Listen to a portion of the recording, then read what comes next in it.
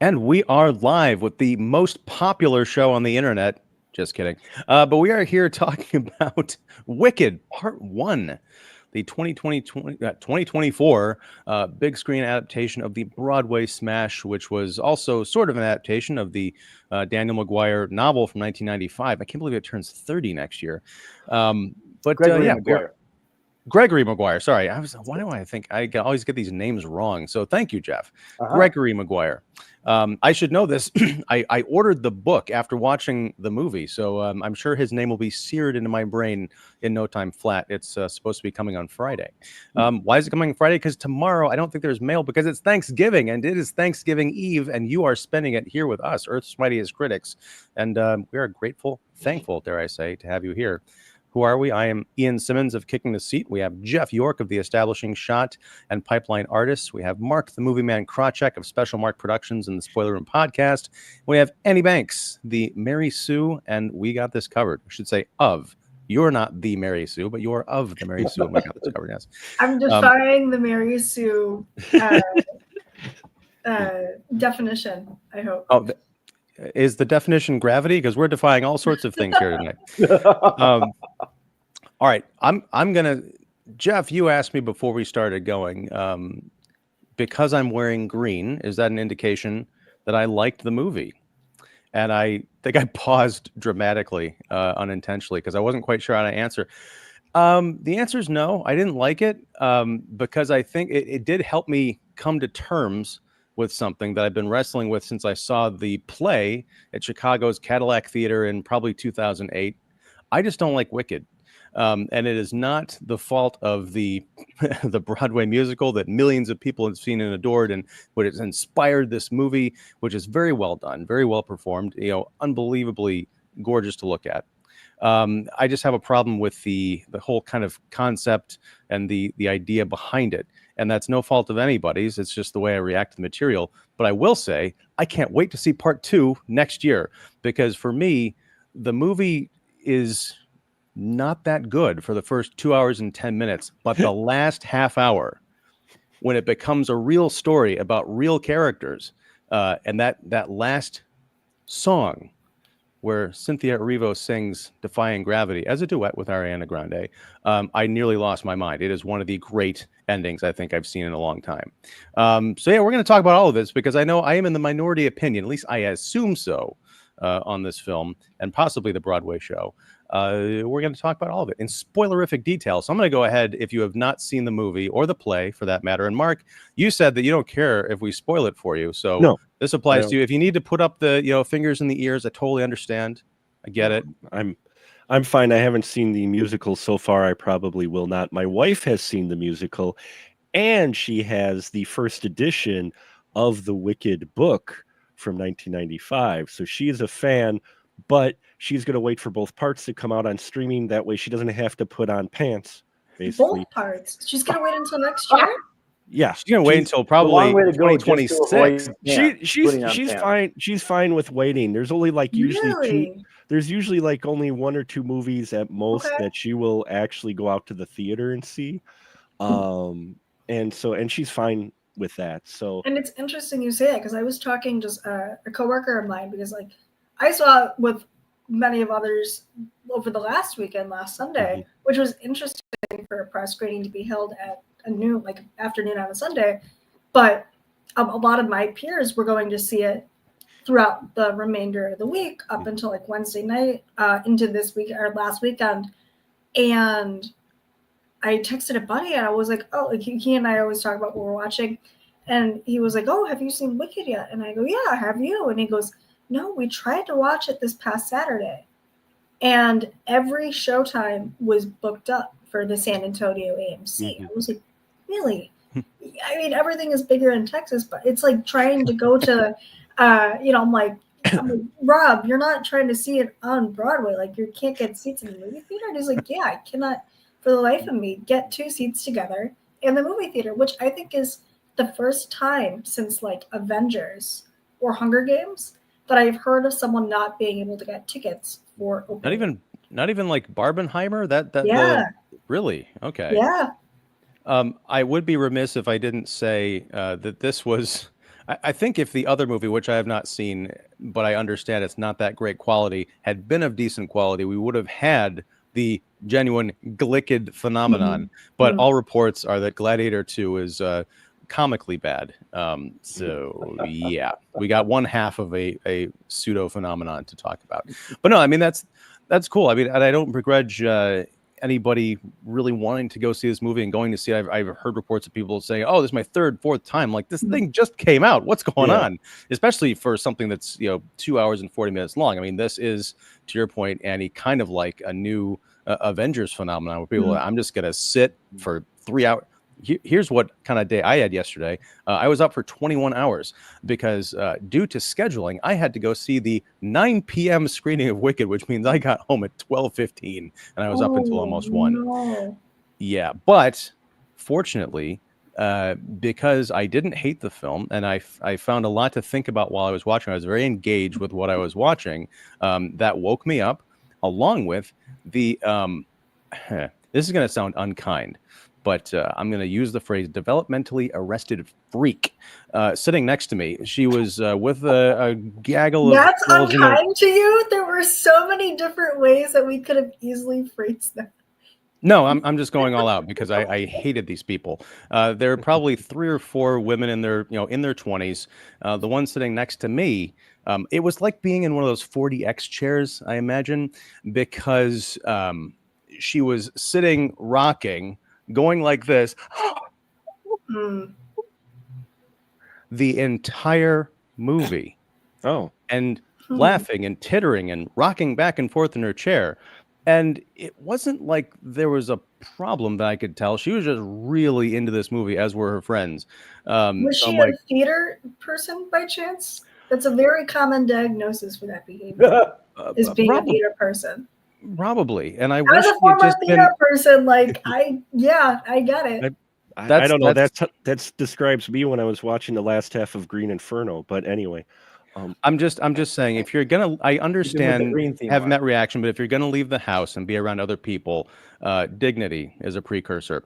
But I will say, she liked it, and it was a packed house. They had to warn audiences not to sing along. They had the sing along, and now I don't know if you guys are seeing this online as well, but people are now treating this movie as if it is a live performance or concert, and they are posting pictures, videos. They're posting pictures of them torrenting the movie. It's like, it's getting weird. It's not like, here's a picture of my ticket stub and me with the poster outside the theater, as is, I posted this online so people know what I'm watching. Or like, this is like, here's my collection of photos I took throughout the movie. It's weird. I mean, but I will say this: having seen the original Broadway show so many years ago with Idina Menzel and Kristen Chenoweth, it was a phenomenon almost as soon as it happened, because I think there's so much baked in already with The Wizard of Oz. It's about sisterhood. It's about 2 female leads, which is rare, and it's aimed, to some degree at all family, or at least young girls. The Broadway show certainly had that appeal, as does this movie. And, interestingly enough, it's in the biggest theater on Broadway, the Gershwin, and it sells out every seat and has for 21 years. There's never a seat that's not available. And a lot of teenage girls have gone and seen it 5, 6, 10 times, which is a pricey ticket on Broadway. So I can see that maybe people are already seeing it 3, 4 times, to your point, Ian. But it is a phenomenon. I saw it a second time today, just to sort of burst myself on some of the things we might talk about. And there are a number of people from ages 10 to, I would say, 50 who were in costume for a 10 o'clock show on a Wednesday day off that is, not everybody's off on, but my work was off today. So that was pretty extraordinary to see the cosplay run that age range, and, during a morning show. So it is kind of this phenomenon. I heard it. I can understand. Go ahead. Sorry, Mark. I heard Wicked described as the Star Wars for theater fans. Ooh, I like that. Only because of the scope, not necessarily, whether you liked it but just the scope and the fandom and everything of this play, which I did. I totally forgot that it was, it's been on Broadway 21 plus years, much Mhm. less that it was based off the book. I because I'm old, time fleets you, and I'm just like, oh, Wicked came out like 10 years ago because my wife went to go see it with some friends, and then I was looking at it going, oh no, that was 20 years ago. I'm like, wow, okay, this has been around a long time. You know, it's one of those things where it is a phenomenon. It's great to see people into it, not doing those things in the theater, but outside the theater or dressing up or whatnot. You know, it's really, really cool to see people get enthused like that again with film, because yeah, you usually don't see that unless it's Star Wars. People dress up in cosplay for Star Wars, but people did it for for Barbie. So, Wicked is kind of this year's Barbie in many respects, as far as people going to see it multiple times, dressing up, age range from, like you said, teens to midlifers. Mhm. It's like and it's really cool to see that a film hits like that, whether or not you really like it or not. The fact that it strikes so many people and has so many fans, when you hear cinema is completely dead or theaters are completely dead, then you see something like this, you're like, well, it just depends on what you're putting out there. Yeah, and I do like that. I haven't watched it since it came out, but Hamilton was another big Broadway smash that went everywhere, and everyone seems to have seen it and they heard Right. the soundtrack and all that. And then Disney Plus put a recorded version of it out on their Mhm. streaming service a couple years ago, so that everyone can watch it. I'm a fan of that because, to your point, Jeff, like, oh, I saw it so many times on Broadway. I'm like, that is. Now, unless because we see a lot of movies and those are Sure. expensive. So I can Sure. understand maybe if you go to a Broadway show once a month or something, that's your movies, but it still is it's a pricey, almost a thing of privilege. So to see it kind of repackaged and put into a different medium so that everybody can kind of enjoy it, at a $6 Tuesday at an AMC versus paying, $70 or something to see it on Broadway, I Right. think that's Right. really cool. Well, especially But once the no, show is over, and then you get an opportunity to not only preserve it forever with the original Broadway cast, um, but you get to show it to people who will not have seen it. I know for a few years now, around Halloween, they released the National Theater Company's production of Frankenstein that starred Mhm. Johnny Lee Miller and Benedict Cumberbatch, and sometimes they'll do the role switching, which they did in the show. They'll do it 2 nights in a row. And it's interesting because everybody thinks, well, maybe they don't do that with plays and more musicals because it'll hurt the people going to see it.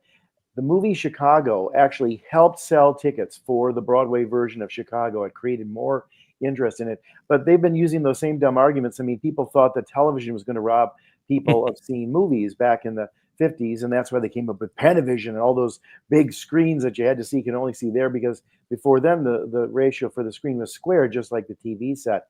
And what they found out is that the more people watch a screen, the more they want to watch more screens. So they actually increase their movie going. And I think that same thing here. I think a film theater event begets more interest in theater. And especially if you're never going to get a chance to see those people play that again, it's a nice thing for the time capsule as well.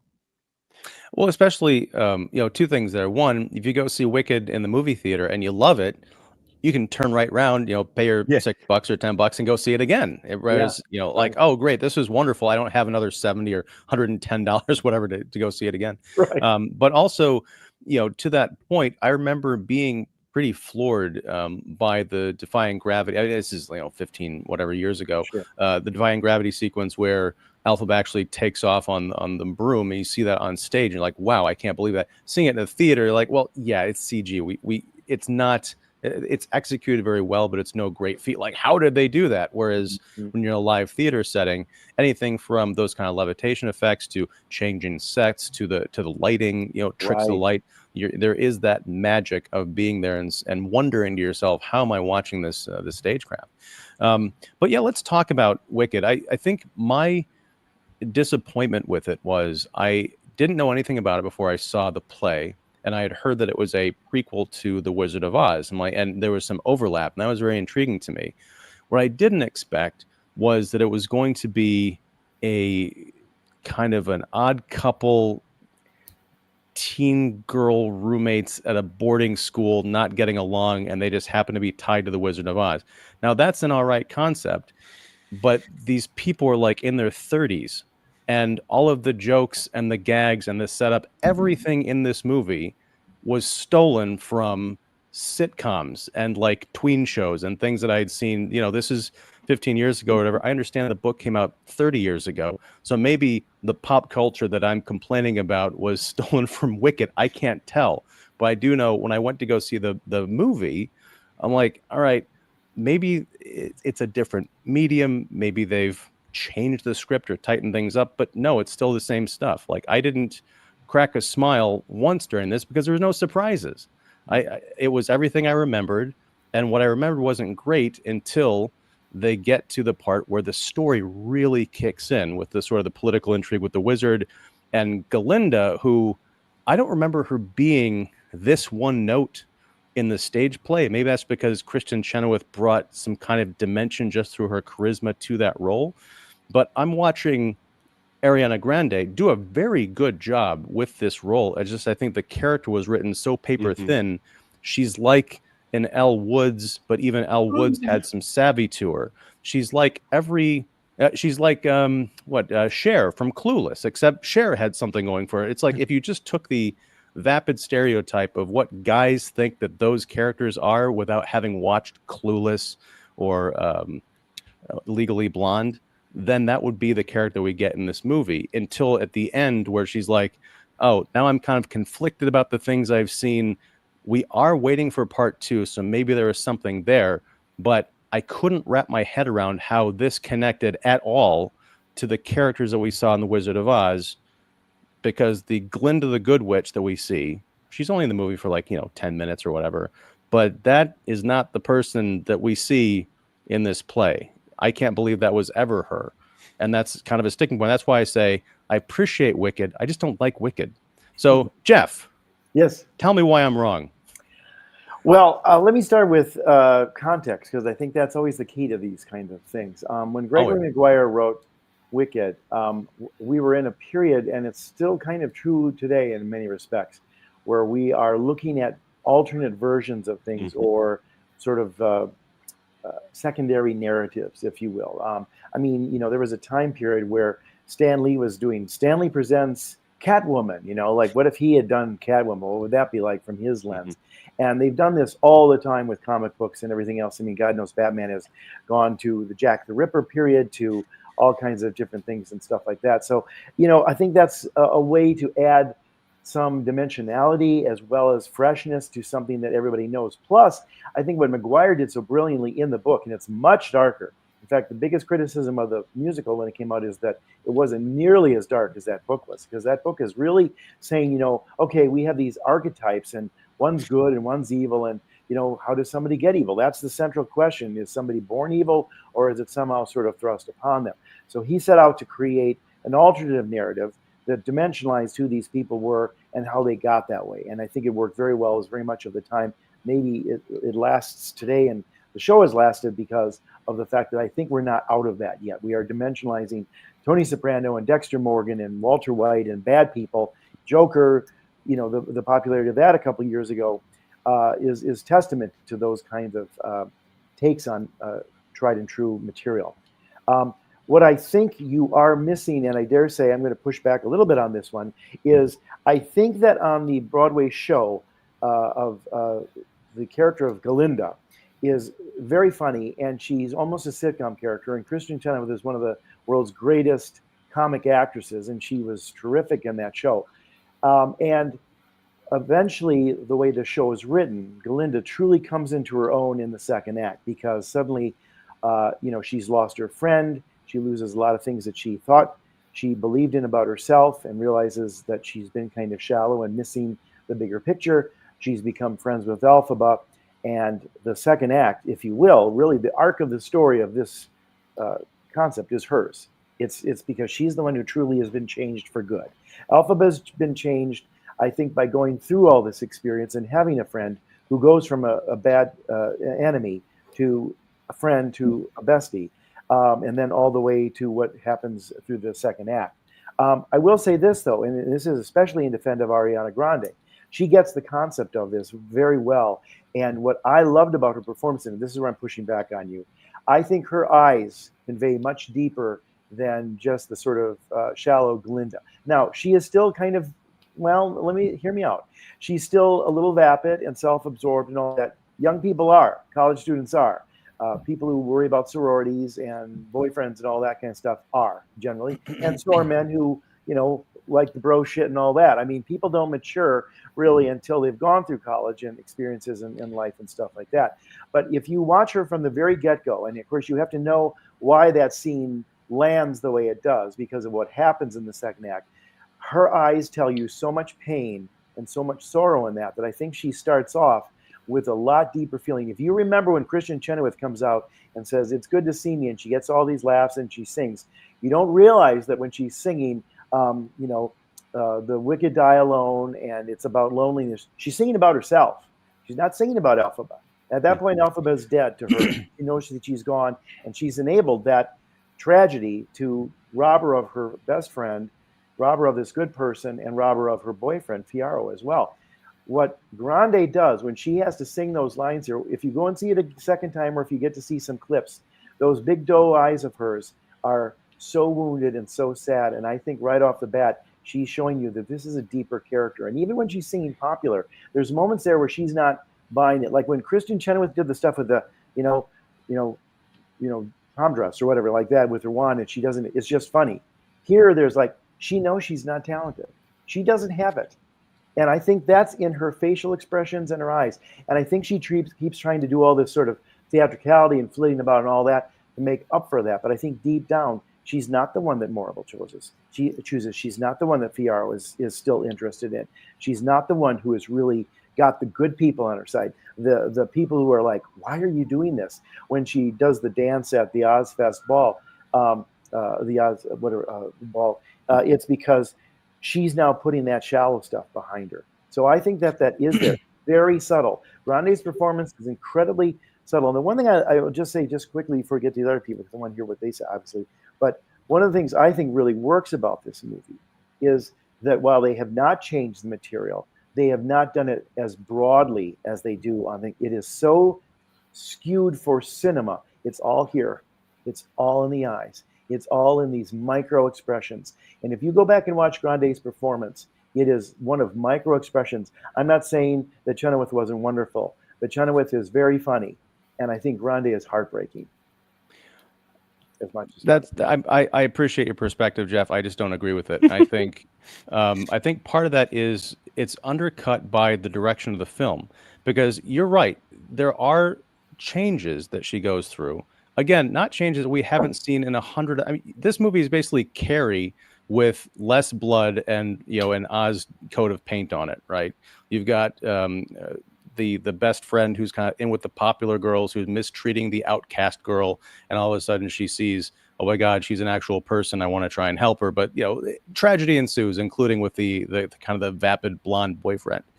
But the problem, let's go back to the opening scene that you mentioned when she's singing that song. Yeah, it is kind of sad, but the problem is she comes out, there's that whole announcement about the witch being dead, and she comes in and she's talking to the people of Munchkin Land, and then she goes and she gets into her bubble. She's about to ride away until someone pops out and says, wait, weren't you best friends? And she's like, what? Oh, sorry, couldn't hear you. And then she pops the bubble and she's like, what? I'm sorry, what was that? So it's the any kind of dramatic tension is undercut again by this kind of sitcom nonsense. What I wanted was what I got in that last half hour of the film. There's no reason that this character could not have been written as a sharp, with it, good person who is easily duped and maybe even seduced by the power that she wants, because she feels maybe she is deserving of this kind of special tutelage by this professor played by Michelle Yeoh. But also, you mentioned, college people are vapid. Not all of them, not to this degree. Certainly, it's an exaggerated. Here's the thing: they're not there yet. They're not fully developed. I understand that, but let's get back to my original point. These people are not in college. Everybody in this movie is 30 plus years old. Okay, well, Cynthia Erivo is 37. Ariana Grande is 31. But that's casting. But again, with I'm talking about going back to the Broadway play. There is something missing. There's a disconnect here, explaining, hey, in the land of Oz, people don't go to wizarding school until they're, well into their adulthood or something. I don't buy that these are supposed to be 18 years old because they're being played by people who are twice their age. That's been true of Hollywood since the beginning of film. I'm not going to hold that against this. Not Broadway, quite. and the Broadway musical had people who were in their 30s in these roles. I mean, I think playing 18, acting for literalness in a medium that has very little literalness. Okay, well, let's just say that people did that in the past. I'm not even going to necessarily grant that. There may be examples, but I'm saying I'll give you the 90210 example where people are like 23 playing 18 receding or something, hairlines, right? and they're in their 30s. Yes, right. Well, no, they weren't in their 30s. Luke Perry was not that old. He was in his Well, they didn't look like they were 20s, 17. right? They none of them looked like they were 15, 16, or 17. My point, Jeff, is that it was at least somewhat believable, and there was a context to it. You had I'll go back to the 90210 example. You had parents who looked like they were parents, and they were at least looked older than the people who are supposed to be teenagers. In this movie, this fantastical world, I still don't understand. Is this supposed to be a wizarding school? One of the problems with Wicked the movie is it's got a predecessor from 20 years ago called Harry Potter, where they did have literal children playing these roles, going to a wizarding school, getting embroiled in political machinations. Now, granted, Rowling's book came out, a little bit after Wicked, but I'm saying in terms of adaptation, that succeeds because it's understandable as a sort of a film language that, yes, these are children. I understand why they're going through all this stuff and learning these big lessons. When you're in your 30s, clearly, everybody from Bowen Yang as a supporting character to the guy from, my gosh, why can't I think of it? The show that everybody loves on Netflix, Bridgerton, that guy. I'm like, yeah, he's a young Prince Charming. No. I want to let other people speak. Annie. Yes. Tell me, what do you think about Wicked? I was mostly surprised and delighted. I think that Universal could have shelled out for better CGI. That kind of took me out of it. That goat was on point, though. The goat it was okay. I like the goats are one of my favorites, so the goat was adorable, and I really enjoyed that the movie stayed true to the messaging at the core too. I was telling this Jeff before, but I'm shocked that people aren't going out and saying, "Wow, this is super political." Newsflash, it's been political since the book, and I think that the movie articulated these central themes in an articulate and timely way, while tying in the whimsy and fun and technicolor aspects of Oz. I think it was just some of those technical moments, that technical slap, that kind of took me out of it. But overall, I was very impressed. I went in blind. I saw the musical, much like you guys, back in like 2008 or so. So I really, growing up, I'm following Ariana Grande as a performer, from watching her on Nick, to her music career, to her beauty career, to her affair with one of her cast members. The ginger I kid. forgot he was in this. I was sitting there. I was like, that's SpongeBob from SpongeBob the Musical. They hooked up. This is so weird. But I was thoroughly impressed with Ariana Grande. I had no doubt about her musical ability, knowing her discography. However, Cynthia Erivo is a powerhouse, and I really did like how well she articulated and kept Elphaba grounded. I felt worse for her, and I really don't remember feeling any emotional pity or anything else except for acknowledging that Elphaba was a wicked witch way back when. But now I think her performance does ask for sympathy and empathy and understanding. As someone who has had college roommates that were other women, and maybe we didn't get along, or maybe we had conflicting personalities, I really like how that was articulated, because I, like, when Elphaba first moved in, I had a nasty roommate who would, like, put all my stuff on my bed, or dump food on my bed from the fridge, or do a lot of really microaggressive stuff that Elphaba was experiencing. And I... Sorry. Dumping food on your bed, that's not a microaggression. That's aggression. Mm-hmm. Wow. Sorry, you went through that. It got really rough. To the point, like, where she would cut off the electricity and stuff. But yeah, so I was sitting there like, this is really relatable for someone who has experienced both sisterhood, I'm an older sister, and the challenges of being a young woman in school, where you're not only competing academically You're competing for friends, and you're competing in the manner of being attractive, both personality wise and physically wise, and everything else like that. And I think taking those really small elements and putting them under a microscope of something so fun and truly enjoyable. Like I was sitting next to Jeff during the screening, and after most of these musical numbers, I was like, I feel like I have to clap a little. I feel like, I wasn't about to burst out singing, but like I was thoroughly impressed, especially with Defying Gravity. It's been reported that those stunts were happening in real time when Cynthia is performing that high note and she's lifted off on the broom. She is actually suspended in the air by wire while performing, while singing, which it's happened time and time again through different mediums, but just keeping that in the back of the mind while watching these performances and knowing that they were not dubbed, or they were dubbed after being performed live, takes a lot of stamina and determination and energy. And knowing the modern history of how musicals have been translated from their theatrical and literary counterpoints into movies, namely Cats not doing great, I was very skeptical. And I think this hard disagree on Cats. I love Cats. Yeah. So that's what you like. Hashtag release the butthole cut. No. Yes, release the butthole cut. I'm with you, Mark. Solidarity, brother. Pause up. No, this was a ton of fun. I really liked it. I would love to see it again. I'm excited. I didn't think I'd be excited for part 2. I'm looking forward to it, and I think that like you guys were saying too, it did become a little more obvious that we are casting late 20s to early 30s to late 30s as 18 to 24-year-olds. It's like watching Sam Raimi's Spider-Man when you're like, hey, that's a 35-year-old sophomore in college or high school. They're gonna fight each other now, that's the thing, is that's the joke, but it's a complete exaggeration because they were not that old. This is a real example of the cartoon example, and it just doesn't work. I mean, that's the thing. It works because the performances are great. Jeff, I want to agree with you. I think Ariana Grande does some great stuff in this movie, but I just think the character is not. It's not there. And I'm looking forward to, why I say I'm looking forward to part 2 is because I really started to click with Galinda, or Galinda, because the G is silent. Towards the end of this, I'm like, I want to see where these characters go. Annie, to your point about that kind of hero shot of Elphaba, Cynthia Erivo up in the air, delivering that last note. I was reminded of that scene from, was it Man of Steel, or one of the Zack Snyder movies? It was like Superman up in the air, and like all the people are kind of reaching out from his sons behind him, like symbolism that Zack Snyder doesn't hide at all, and we all know it's there.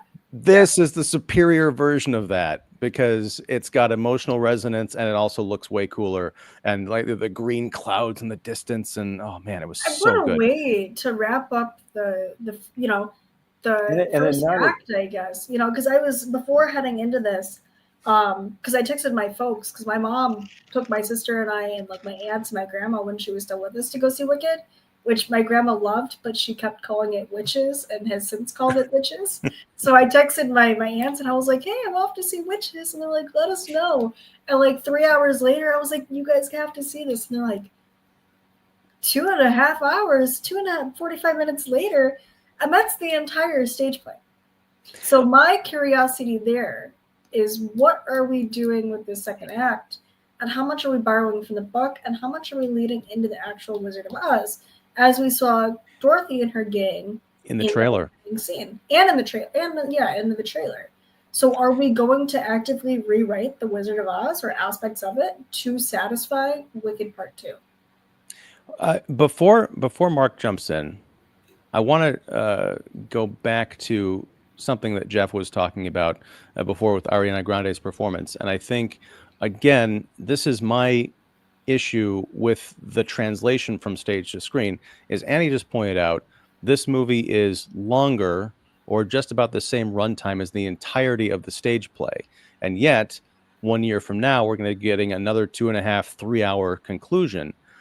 I think one of the reasons the play worked a little bit better for me partly because it's Kristen Chenoweth, who's great, was that you get to see that develop. You don't have to wait 2.5 hours for this cartoon character to start to act like a real character. With Ariana Grande, what she's given here is dits, little bit of kind of softening, but again, it's nothing new that we haven't seen before. And then finally, things start to turn around. So to your point, Jeff, I can see her taking on this more substantive role in part 2, doing some really interesting things there. But I think when you're asking of like, okay, don't worry, the first 3 hours are kind of rough, but when you get into 3:05, things are really going to start to pick up. And that was my kind of personal beef. But Mark, the movie man, tell us about Wicked. This is your entry into the Wicked universe. So it is coming in cold. How did you encounter it? Coming in cold. I mean, I knew of the story, obviously, but I've heard my wife talk about it and other people talk about it, and so I kind of knew. The trailers didn't do anything for me. The trailers didn't do this movie justice at all. I will say that. Agreed. Again, first off, trying to hide that it's a musical, which this is. Yes, La La Land. This is an actual true musical, not what you were. Because no, hard stop, Mark. Hard stop. There will be none of that on this show. Okay, La La Land forever. Okay, sorry. you enjoy your La La Land. That's fine. We will. The millions upon millions Mark, of people who made that La a La success. Land? No, I did not like La La Land. Oh, Mark. For a number of reasons. Mark. I know. I didn't hate it. Whoa. I did not hate it. Okay, Mark, this is how it feels to be me 90% of the time on this show. Sorry. I did not hate La La Land. That's an interesting one to hate, like to dislike. I did not hate it. I shouldn't say I disliked it so much as it was not built up to the hype that everybody had built it up to when I watched it. Because I had watched it after like a month when reviewer friends and everybody's been, oh, La La Land, and all the younger YouTubers were like, this is all, and I watched it and I'm like, it was enjoyable, but I had issues with it. And I had issues going in cold, not knowing much of anything about Wicked. I'm going to say up until we get to them arriving to Wiz University, I was not really into it. The whole Wicked Witch is dead. It was warming me up to it, the opening number, but it was like, you do the pan of the melted witch and we see the Dorothy and her friends in a bad CGI yellow brick road shot just as you're panning over, and I'm like, okay, they're doing this to tell people, hey, look, here's where we're at, right, in case anyone like myself aren't too sure where this is taking place. And I'm like, okay, Ariana Grande was fine. I mean, I loved her singing and it was fine, but I'm like, okay, when Cynthia, when Elba shows up, when they get to that school and we get Elphaba, and then we get the interaction with her with everybody, I was in. Cynthia, for me, I could watch her play this character all day. I just fell in love with this character and this part. I hung on every scene she was in. I hung on every note. I know Cynthia will probably get nominated. I'm hoping she gets the EGOT personally, but there's some competition out there, but I'm just saying that her performance alone, her presence pulled me into this film. So once she showed up on screen, I was all in from there to the end. And Ariana Grande, I think what you're running into, Ethan, is what I kind of felt was I liked her character. I liked the Galinda character, but it didn't feel like there was much going on with her. I was as much as I was hoping growing, because as everybody here said, this movie is as long as the entire play. This is part 1. So the second part's going to be Galinda, obviously. Where they're leaning towards is we're going to be focusing on them. Most likely, if I've watched enough films in my day, part 2 is going to be more her and then how they clash. And my son watched it. My 24-year-old son watched it. He enjoyed it. And he hadn't seen anything about it. So he dug the film for the most part. There's some of the CGI, like you guys said, that was very rough, especially in those wide crowd shots. I liked when they were on the street of the Emerald City and it felt like a living city. You had characters, you had animals, you had all of that going on. I also liked, I didn't know if it was in the book or the original play, I loved the animal subplot that they had in here. The the bigotry towards talking animals. I love that because I didn't look up anything about this film. So the minute the goat shows up and it's Peter Dinklage's voice, I'm like, oh shit, I'm sold on this character too. Because I didn't see the goat kind of so much as I could see just Peter Dinklage playing the character as much as the goat. So I loved a lot of the elements. I understand why they tried to break it into 2 parts, but I think that's the part that I had with Galinda is you could tell they were kind of saving more of her character for probably part 2. And that was one of the minor issues I had with this film, is that some of it felt like just the setup for part 2, specifically. And I didn't know it was going to be in 2 parts until I saw Katie Glidewell's review, and she said 2 parts. And I'm like, what do you mean 2 parts? What? But overall, for me, especially when we get to the Emerald City, when we start getting into the meat of the Emerald City stuff, I was really in then. And I loved the cameos they had by Idina Menez and Kristen Chenoweth showing up singing the song. I think that's who the 2 were. It's Idina Menzel and Idina Menzel, yeah. Otherwise known as Adele Dazeem, as John. I was just gonna say. Anyway, I'll shut up. John. I went into it leery. It didn't catch me right away. By the end, the Defying Gravity and the popular, all the musical numbers are wonderfully choreographed and well executed for a film musical. They actually have cast dancing besides our main characters dancing, which was nice to see. And overall, I enjoyed it quite a bit. Not being a fan of the book, not having read it or seen the play, I was in once Cynthia showed up. Once she showed up, I was in, because her performance, it's like she overshadows even the veterans, like, Jeff Goldblum and Michelle Yeoh. She's there, and I'm just like, no, I'm pulling for the Wicked Witch. I'm like, yes, get Wicked, go strike green lightning on these I'm just, and it was because of the performance of Cynthia and the way she handled that character. I think you find yourself, hesitantly pulling for her. And as my oldest said, he said the only thing that he didn't quite care for is the fact that it is yet another movie that is centered around making a bad guy, giving them an origin and kind of sympathy and where they came from. And that's because, and I told him, well, this is based off of something 21 years ago where that wasn't a thing like it is now. I mean, we literally have 2024 as the year of the villain. How many villain movies do we have, or books or whatnot? So for him, it didn't quite seem new, but he was entertained. I was entertained visually. I was happy to see as many practical stuff as they did with it. And I think that's what made the CGI more noticeable, is because they did use a lot of practical sets, like their rooms and the classrooms and that. So when they got the CGI, you're like, oh, that's, that's...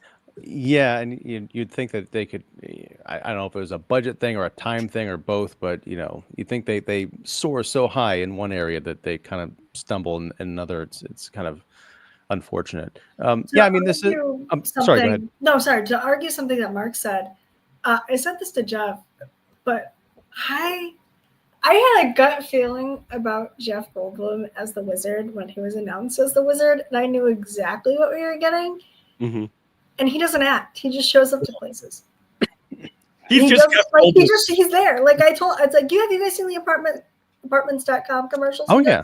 Mm-hmm. When he goes through his concept of what Oz, I was like, this is just like a Super Bowl commercial that they haven't aired yet. I was waiting for him. Funny to me because he just has no idea what's going on.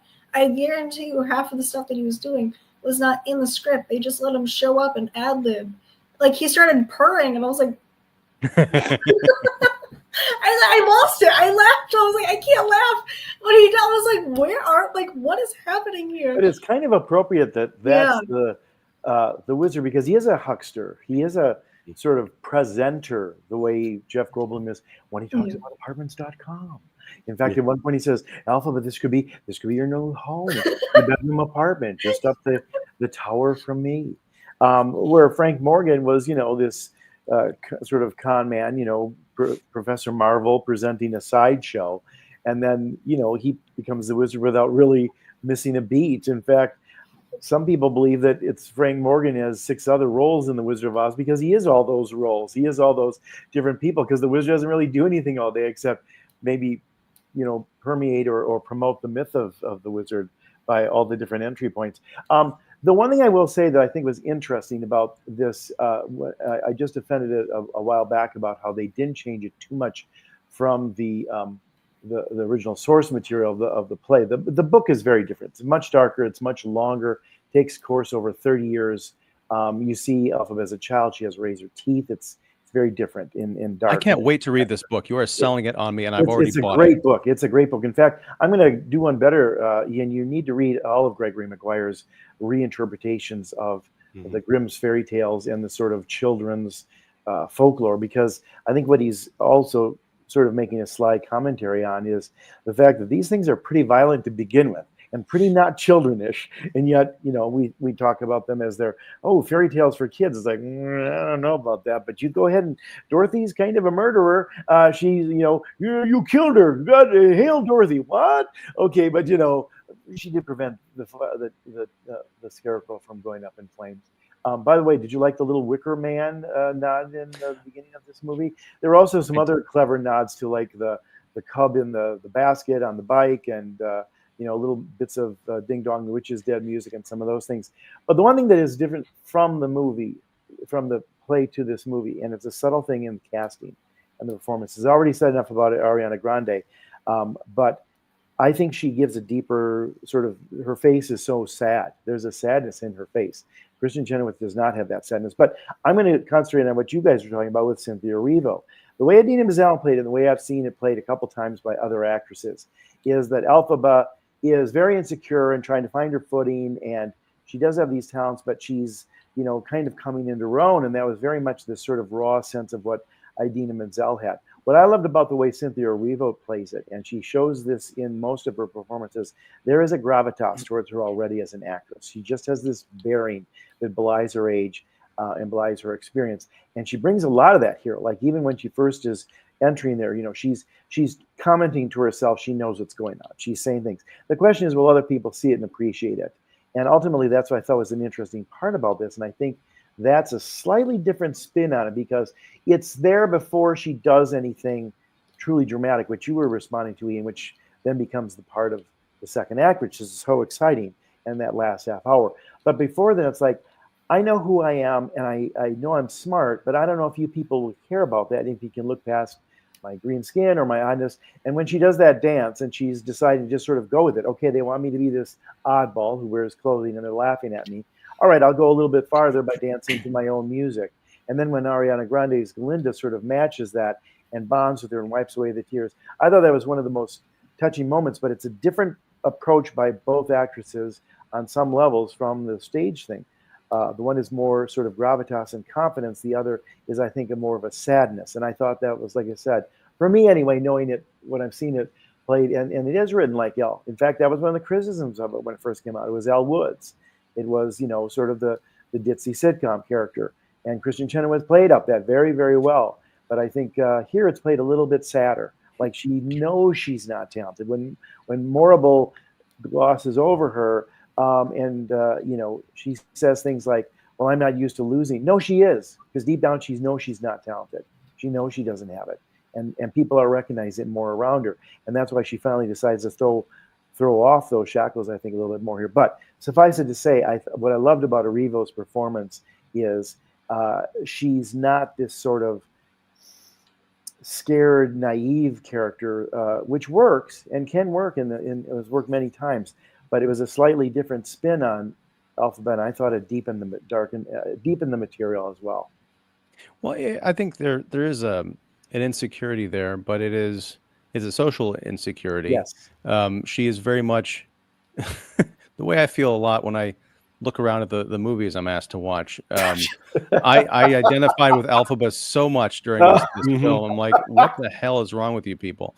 But yeah, she's very smart. She's very intuitive. She has a good sense of people, but she is also kind of like, I feel like I'm wise beyond my years, which again, as a 37-year-old actress, I can understand. okay, I'm going to put that away. But no, it's a hell of a performance. And one of the things I thought the one criticism I had, which I had to take back immediately when it entered my head, is at the end during Defying Gravity when she falls off the broom. I don't know how tall the buildings in Munchkinland or Oz are supposed to be, but this was like taller than Coruscant. I mean, she is just like bawling and bawling and bawling and bawling, but then she catches the reflection of herself in one of the glass mirrors and the side of the building, and she sees her younger self also falling with her. And I'm gonna roll up my sleeves. Can you see the goosebumps? They're happening. I just, it's so beautiful, and that gives her the oomph to get. And she, and she nearly crashes into the ground, but she rebounds at the last minute, and then she goes up, and then she becomes this terrifying force. Mark, you mentioned her performance. What I liked more than the no, not more, but just as much as what she did with that character was I don't know who the costumer was for this movie. I'll give them all the credit in the world after I find out who they are. And John Chu, we saw this in the trailer, but it really comes out in the moment in the film. She strikes a really powerful pose when she dons that witch's cap and the light hits just the little glint in her eye underneath the shadow of it. That's a comic book panel come to life. Yeah, it is. And it's so beautiful and terrifying and powerful. And you want to see her succeed over the forces of evil. And I think for people who are coming into this cold, you wonder, okay, how did she become the Wicked Witch of the West? And Annie, to your point, I wonder if they're going to have to do some manipulation. I haven't seen the play in again, 15 years. So I don't remember how everything pans out. But, the witch that we see in The Wizard of Oz, and that's one of the kind of things I had to compartmentalize, because I'm like, none of this is real. All this stuff was a figment of Dorothy's imagination, which got conked on the head during a tornado. So all of this stuff is like, oh, Mrs. Gulch was the evil lady who lived up the road, so she's the Wicked Witch.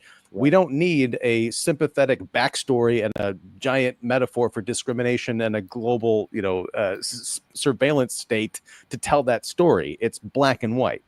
I get adding dimension to it, but I do wonder how this version of this reality is going to shift us to make her into something truly wicked. Are we going to have to reinterpret her? Is she going to go fully to the dark side, or is it going to be that spin where we see all of those Wizard of Oz moments through a different lens, where we're watching her being cruel to Dorothy? She's not really. That's going to be interesting. I don't know if we'll see that much. I mean, it depends on how much they add to the second act.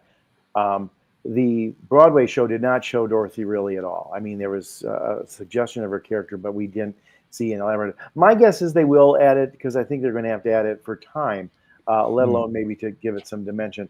But I think arguably what the second act sort of proves, as well as the first act, is that she isn't wicked, that the wickedness is actually elsewhere. And I think it's all the people around her. And if any one of the witches is wicked, it's probably Glinda, for the simple fact that she had succumbed to the status quo and sort of, chosen to go back and use it to sort of empower herself in a way, but it didn't get her much. And, remember the very first song that is they sing in the second act is "I Couldn't Be Happier."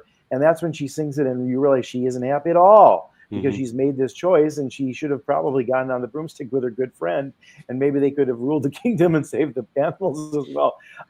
But I think, it's interesting. The whole thing is a different interpretation. If you'll remember, a lot of characters we saw here become the characters who are... Cover your ears, Mark. Cover your ears. Who are the friends of Dorothy. So it's a complete... Wait a second. I don't think it's that kind of a movie, Jeff. Sorry. We're not going down that road again. No, I'm not. What it is, as you'll see, Mark, it's just a very different interpretation. McGuire's question was, would that character, even if she was as bad as Miss Gulch played her, and to Ian's point, it's very black and white, how does somebody get that way? How does somebody become bad? And I think it's been one that we've been asking ourselves for a long time. I mean, remember, he was writing this in the 80s, having grown up in post-World War II, and we asked questions about how Germany went along with Hitler and everything else. And there's explanations, and there's history and context and different things like that. And this is now, I think, a continual question, because we live in a much more gray area where there's not as much black and white. But this movie, I think, is going to be interesting for the second act, because I think for people who aren't familiar with the material, it's going to show a continuation of these questions and a reinterpretation of sort of this legend, while nodding to some of the lore that we know, and get a cheeky kick out of how the way Chu and Winnie Holtzman as the writer and Stephen Schwartz as the composer and lyricist find ways to bring it in there. But I love it. I also think, and one defense I'll say about the first act, and I think maybe we look as critics a lot of time at plot for the story. And I think the plot here is the two girls, the two characters, the way they start to change around each other, the way they move from enemies to friends. That's the plot. You're right, Ian. The big plot comes when she has the real enemy to go against, because arguably the enemy, who's Galinda, they get closer and closer as the film goes on. Now she's got a definitive enemy with Madame Morrible and obviously the wizard and maybe the people of Oz, who don't understand that there's propaganda in calling her the Wicked Witch and such. But I think that to me was interesting, and especially because they did add some different notes and flavors to it than we may have seen on Broadway. And I thought that because of the intimacy of the camera, I mean, Cynthia Erivo's eyes could win an Academy Award. I think Ariana Grande's eyes will probably get her an Oscar nomination for supporting actress that give that character some more oomph as well. But I think it'll be fascinating to see what they do with it. I just wish we didn't have to wait a year. It's like when I saw The Lord of the Rings, I was so mad that, oh shit, that's right, it ends here. It's only the first book. Damn it! You got to wait 2 years to see how it all. More this year, Jeff. We're getting the. I know. We're getting animated Lord of the Rings. Gents, this was fun. I do have to dip. I do want to say thank you, yes. Annie. Yeah, did you posted this? I'll share this link in the chat. Paula Tazewell is the costume designer. Thank you for sharing that. Yes, it's Paul Tazewell. It's a man. Oh, Paul. Okay, I'm sorry. I don't have my glasses on. I read that as Paula. Yeah. Okay. AKA person who's going to win Academy Award for costume design.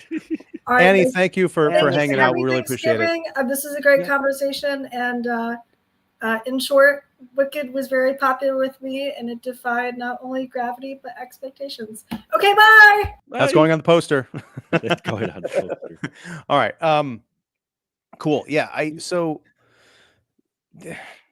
Jeff, you're right. I'm curious to see how this all plays out in a year, and I really wish we didn't have to wait. Mark, I think in a way your wife is right to wait till she can watch both parts of it together. However, I'm going to say, I don't know if you can work your movie man magic, but damn it, if there's ever a movie to go out and see on the big screen, this is it. And I do want to talk briefly about some of the controversy around, because people are sharing screenshots and stuff. They're also comparing, they're showing shots of how muddy the movie looks.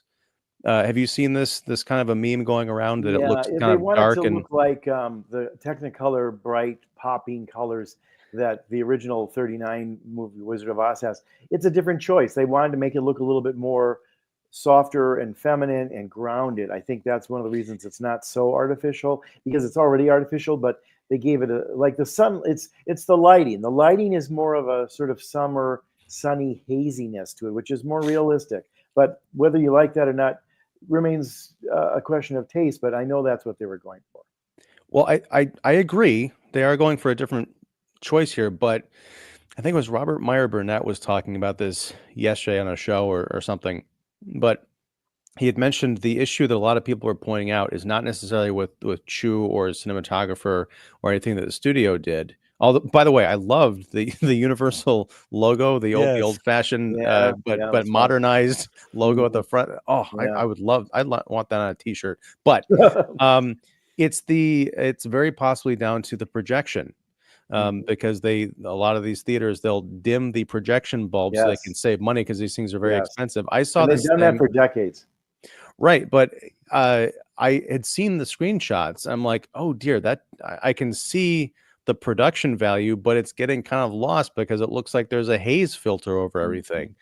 I went to see this at the AMC with laser projection. Yeah, I did too. And it looked great. I didn't see any of that. So I think there may be something to it, and go see it. I've heard IMAX is pretty good, but folks out there, if you've got an AMC that has laser projection, this is not a shill. It's just for optimal viewing experience, or any of these theater chains that kind of advertise that ultra high definition, bright saturation stuff, see that, because you will get the full, brightness and full experience of watching this movie. I don't want to pull over because throughout the evening we've had comments. I have neglected you all. I'm sorry. Film Fan Club. Hey, Sam, how you doing? Can't wait for this. Well, I hope it was worth the wait, because that was from 9:25 a.m. Jeez. Okay, you were waiting in line for a long time. Petty is back. Hey guys, Ian, the girls next to you at the cinema were all excited to be in the seated next to you. You're our Henry Cavill from Kicking the Seat channel.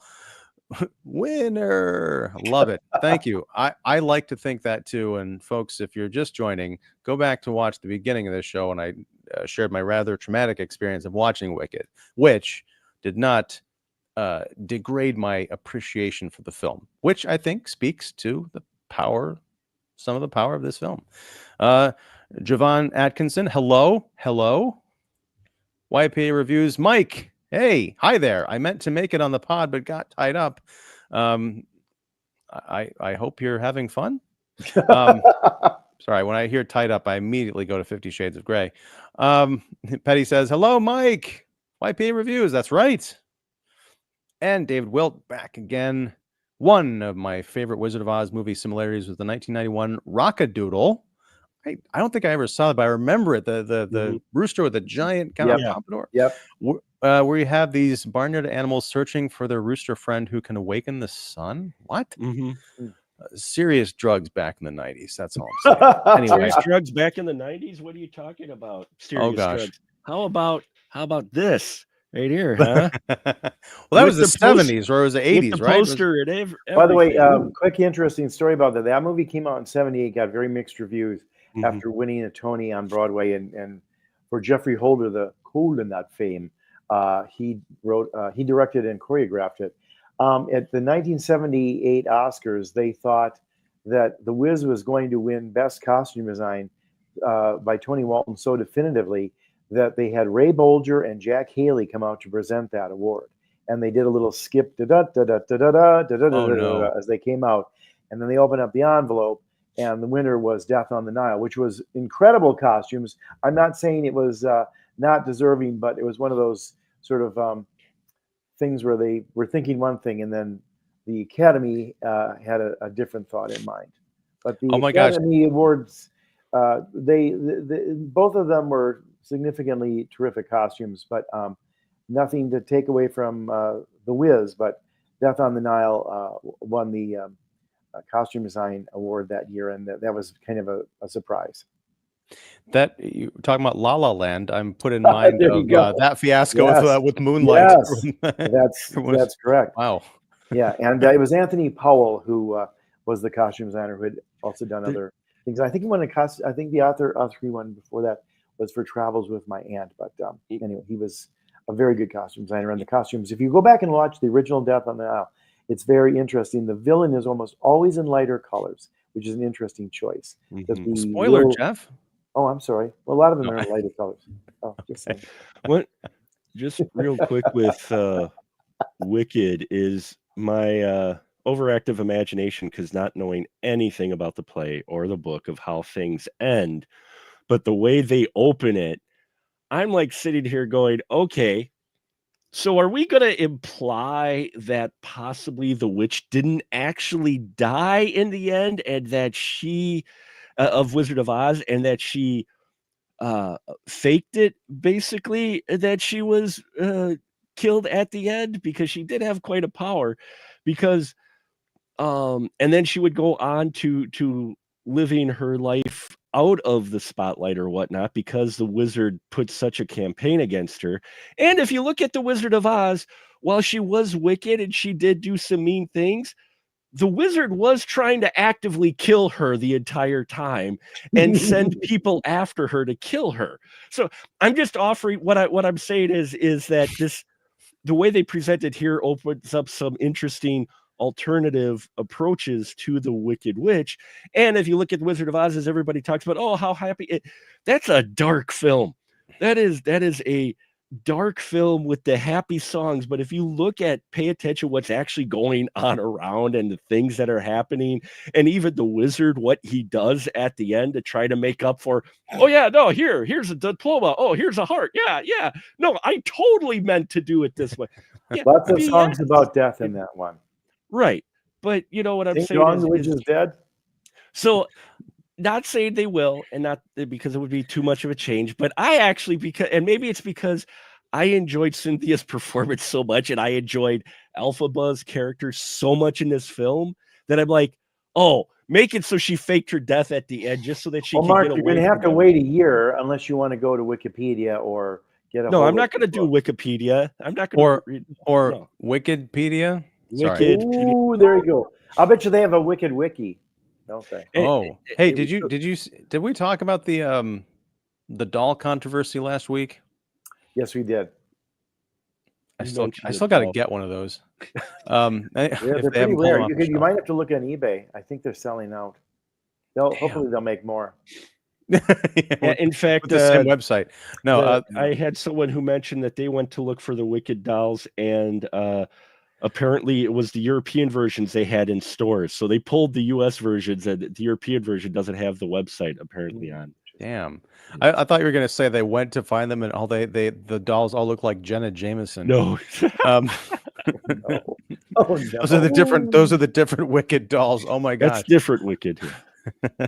You laugh, but for those who are collectors, they did create some action figures of those very Wicked contract performers in the early 90s. Yes, they did.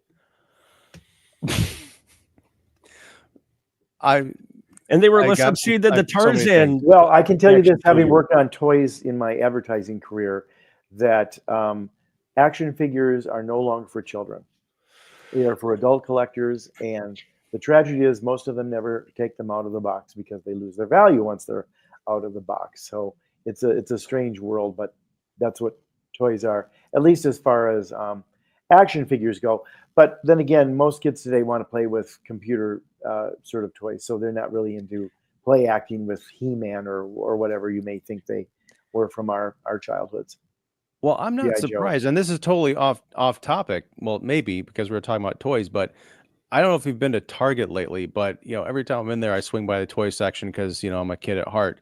But I look at the action figures now, and like the Transformers, the Star Wars figures, just the little, not even 6-inch, but the little regular figures that we used to collect when we were younger, they're like $25. Yeah, they're pricey now. Yeah, like I can't even. That has to be for collectors only, because I can't imagine being a mom like, oh, you want a Luke Skywalker figure? You watched The Mandalorian? Cool. Wait, no, I'm sorry. What?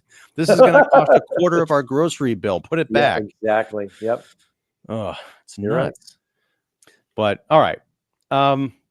Any final thoughts on Wicked? I feel like we've covered part 1 pretty well, and we will be back next year talking about Wicked Part 2 because I'm very excited for that one.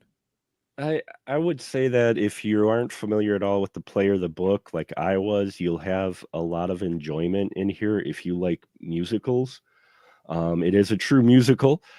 So there's a lot of musical sequences and points in here, even short revisits or whatnot, everything, and the songs move the plot. They aren't just performance pieces. I mean, they're describing things and help moving the story to the next part, versus some musicals that just have a number and you're like, what? Okay, that was fun. But they're very hummable, which is very rare for most musicals. The songs the Schwartz wrote are terrific.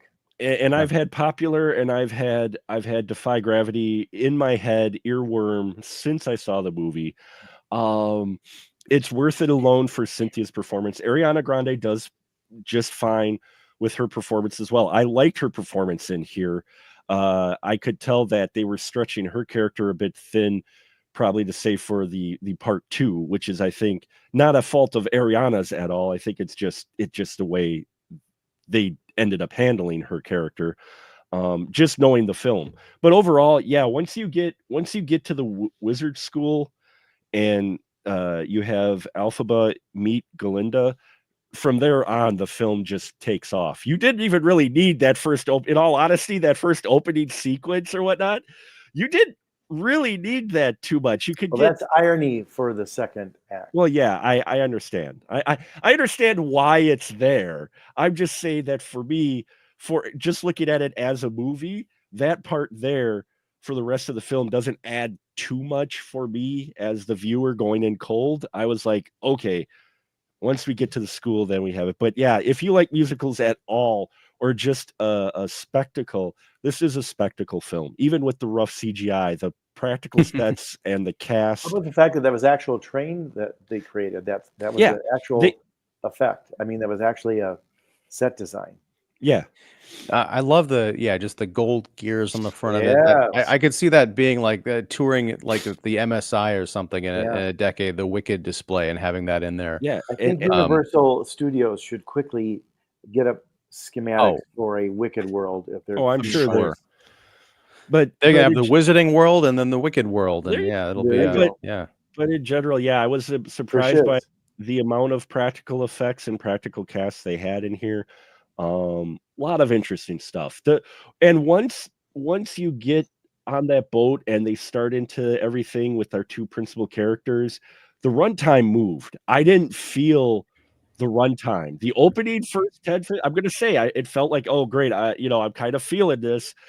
But once they get into the actual story and you get to meet the two main characters and you get into all of that, it moved. I didn't feel the runtime at all, really, with this. Yeah, I will say, I mean, there were times when the production design, I think, saved the movie for me in parts. Like that whole scene in the library. I don't know what the hell they were singing. I was tuned out. I was bored. I'm like, this is a bunch of beautiful people talking about being beautiful or something. But, hey, look, the entire structure is made out of books. That's really cool. I want to see what's going on in that corner. Pretty interesting, weren't they? Yeah, they were really cool. Did you see that they spelled Oz a couple of times? Yep. No, I gotta look There at were that. bars going that they kind of Yeah. the O's and then. Well, shit. Yeah. All right. Jeff, last thoughts on Wicked? I am going to go on the record. Maybe you've heard it here first. I will see. I think do not be surprised if this becomes a major Oscar contender. And I'll tell you why. Oh, yeah. It's a big picture. It's a studio picture. It's making money. It's getting great reviews. The audiences love it. It's, I think it's appealing to a number of factions, actors. It's an actors showcase, the biggest voting block in the Oscars. And I'm just going to say right now, I think it might be the surprise frontrunner. We'll see. I mean, it's only been a week. It's been out. But the frontrunners that up until now are terrific films, but they're smaller films. And I think sometimes these kind of things take hold and they have this sort of mass appeal that I think appeals to not all filmmakers and not all voting blocks. I mean, most of the films that have won over the last few years, whether it's Moonlight or Coda or things like that, tend to be a little smaller. But everything else, Everywhere All at Once and Oppenheimer are a little bit of a return to the sort of bigger pictures that also have the critical and audience and box office appeal. And I think this fits into that. Although I think Honora is a terrific film, and there's a couple others up there, the Brood List, but they're not as big as this, and the money making stuff and the story of that and the repeat viewing, and it's a studio film. Those things, a big traditional studio film. Nothing against Neon or A24 and those folks. Anyway, I'm just saying I think this film is only going to keep playing more and more and be more of the part of the conversation, which is probably a good thing for everybody, including the film. Yeah, I mean, I guarantee it's going to be in the contender. It's going to be in contention, partially for exactly what you said. I think this year there have been a lot of movies that have been big-ish movies. Right. But this is like a real kind of a cultural zeitgeist kind of movie, which is what Oscar needs. I mean, because the ratings keep going down and down and down because the movies keep getting more obscure, more preachy, more weird. And I think this is what people need to get niche, and they need something to bring back. I mean, can you imagine? It's kind of like when Gosling sang "I'm Just Ken" at the Oscars last year. People were anticipating that. Can you imagine how many of the songs from this movie, like if Popular and Defying Gravity got nominated together, and can you imagine these two set actors pieces on coming the out? stage? to be on the Oscars and sing them. I mean, Ariana Grande alone would probably bring in. Oh, I mean, you know what you're going to have? What you're going to have is probably Ariana Grande doing a duet with Kristen Chenoweth and Idina Menzel doing a duet with Cynthia Erivo. And then the four of them do a quartet. And then they break Yes. into the quartet from, or the quintet from West Side Story. No. It's like, what? And then they break all the windows in the theater, but when they do the big finish. Yeah. I will say one thing real quick. My favorite take on defying gravity was actually from the TV show Glee, from how many years ago. They did a cover of that. It's basically the bits from the song where they take out the kind of the talking, the dialogue, and the interstitials, Right. and they just turn it into a pure song. I think it was Leah Michelle sang that, and it was really well done. So seek that out. All right, Mark, last word, and then we're going to get to a couple more comments from Sam. Yeah, I'd go see it. You're right. Award season, you're going to see a lot of nominations, for sure. And when I'll be highly surprised. Now, I haven't seen as many of the contenders out there or ones that people have been talking about with the buzz, like Anora and We Live in Time yet. I do plan on it, but I've seen a lot of the films that are up for nominations, and Cynthia's performance is probably the one that has stuck out with me still so far. So I'm really pulling for her to. She's at least getting nominated. Maybe not win, but she's definitely getting nominated. And the songs, look for it this award season for sure. It'd be funny if all the songs are from Wicked, except that library one. That's terrible. Well, actually, anyway, all the songs in this one are from the Broadway musical, so none of them are eligible for Best Original Song. Yep. They've written 2 new songs apparently for part 2. So they may have the shot there, but not the it's the same reason why Weird Al couldn't get his song up for an Oscar nom last year, because Netflix refused to show his film in the theater. And I think there's a reason. Anyway, no, here's the thing. Here's the thing. The Academy is going to nominate Wicked, and they're going to create a new category for Best Adapted Song. And it's going to be all Wicked. All right. So Sam is back. 10 out of 10 movie. I will agree 10 out of 10 that it does qualify as a movie, but I would not go that far as a rating. But, I love you, Sam. All right. As much as I love this film, if it beats Anora or We Live in Time for Best Picture, I'll be kind of pissed. We all know Killers of the Flower Moon should have beaten Oppenheimer. You keep stumping for the Killers of the Flower Moon, Sam. And shout out to Glee. Great episode. Well, thank you. Or are you talking about the episode of Glee? I don't know. Tomorrow is oh my gosh. Come on, Petty. Wow, Tomorrow is my birthday. Happy birthday, Petty. Wait, I'll finally be 21 years old. Wow. If we are in the same country, state, and city, you'd already be invited to have a few beers at my house. Aren't you the but at least this is enough for a candy bar in my honor. Oh man, thank you. I can't believe you were 21. For some reason, Petty, I thought you were like my age or our age. Well versed in films beyond very much so. Yes. Well, happy birthday, thank you, Petty. sir. And if you ever get over here, you got to come hang out with us. Wait, okay, 47. Are you turning? Petty was joking that. Oh, okay. Okay, but then I'll tell you something, Petty. You and I are exactly the same age. I'm 47 as well. Petty is celebrating the 26th annual 21st birthday. So that's what Petty is doing. Well, thank you, and thank you for the super chat. And it's cool that your birthday is on Thanksgiving, as we celebrate here stateside.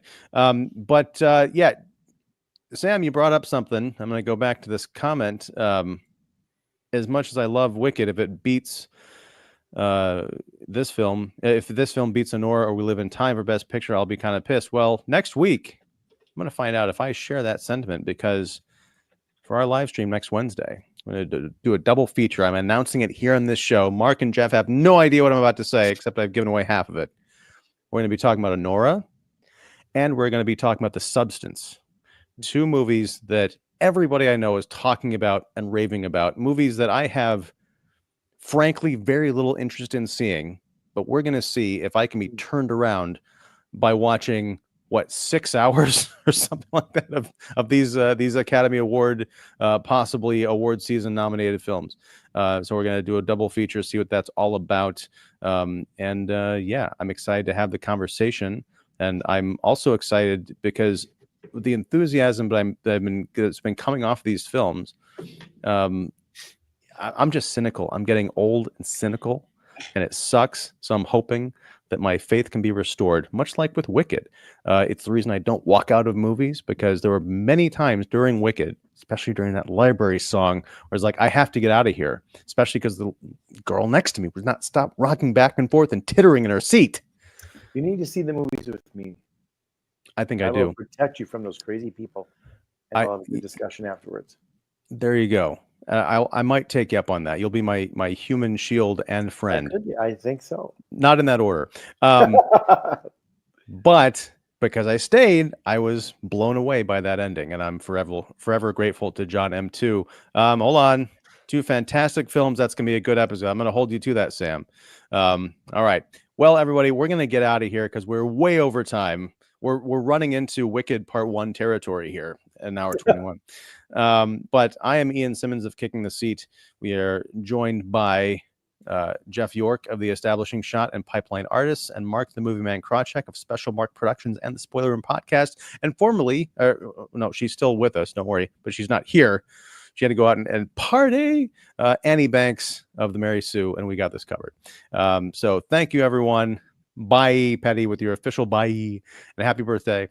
And yeah, thanks everybody for hanging out. If you like this live stream, please like, subscribe, all that good stuff. Support all of Earth's Mightiest Critics. All of their information is down below.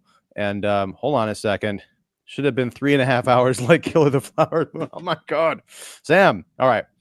Thank you very much. Take care. Have a great, happy Thanksgiving. And enjoy all the turkey. Enjoy Black Friday. Enjoy all the fun conversations I'm sure to be having around all the tables across America this year.